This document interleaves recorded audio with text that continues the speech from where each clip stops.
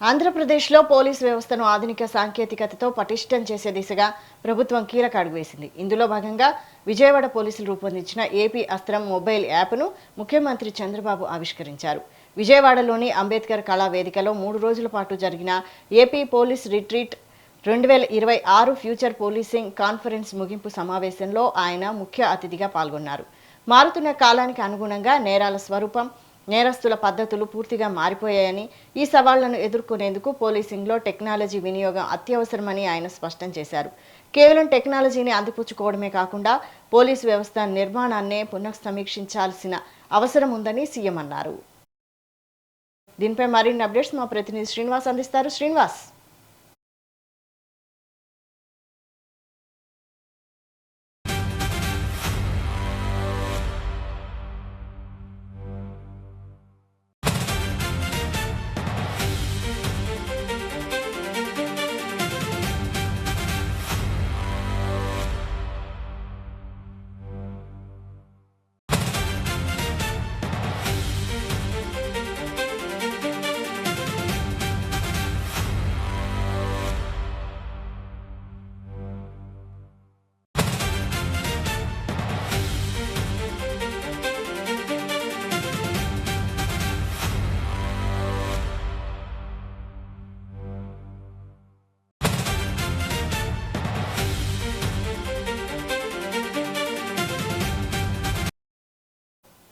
విజయవాడ పోలీసులు రూపొందించిన ఏపీ అస్త్రం మొబైల్ యాప్ను ముఖ్యమంత్రి చంద్రబాబు ఆవిష్కరించారు.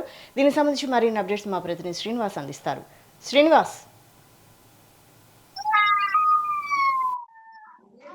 వైశాలి, ఆంధ్రప్రదేశ్లో పోలీస్ వ్యవస్థ నూతన అరవడి సృష్టించే విధంగా కూడా నిన్న ముఖ్యమంత్రి చంద్రబాబు నాయుడు చేతుల మీదుగా ఏ యాప్ను ఆవిష్కరించడం జరిగింది.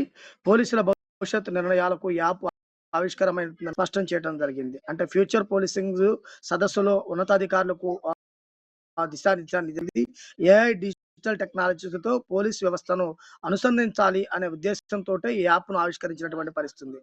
పోలీసులకు ప్రత్యేకంగా సర్టిఫికేషన్ కోర్సులు అందించడమే లక్ష్యంగా ముందుకు సాగుతుంది. ముఖ్యంగా చూసిన టాటా హబ్ వీటికి సంబంధించినటువంటి వాటిపై ఒప్పందం కూడా చేసుకోవడం జరిగింది. ఏపీ ఆవిష్కరణ ద్వారా పోలీసుల్లో నైపుణ్యం పెరగడం, ఫ్యూచర్ సంబంధించినటువంటి వాటి అన్నిటిపై కూడా అవగాహన ఉండే విధంగా ఉంటుందంటూ కూడా స్పష్టం చేయడం జరిగింది. అంటే ఫ్యూచర్ లో పోలీసింగ్ సదస్సుకు సంబంధించినటువంటి వారిపై కూడా సిద్ధమైనటువంటి పరిస్థితి ఉండడం జరిగింది. ముఖ్యంగా చూస్తే విజయవాడలో జరిగినటువంటి కార్యక్రమంలో ముఖ్యమంత్రి ప్రధాన అతిథిగా పాల్గొని దీనికి సంబంధించినటువంటి ఆ యాప్ ను రతన్ టాటా హబ్ యూనివర్సిటీకి సంబంధించిన వారితో పోలీస్ శాఖ వారు ఒప్పందాలు చేసుకోవడం, ఆ విధంగా ముందుకు సాగుతున్నటువంటి పరిస్థితి కూడా ఉండడం జరిగింది.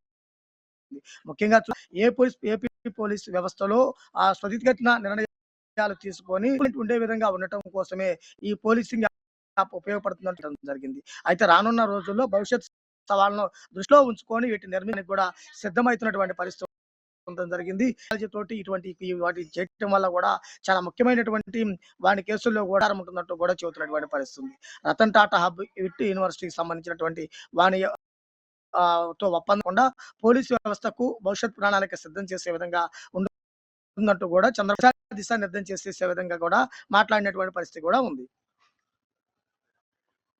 Thank you Srinivas.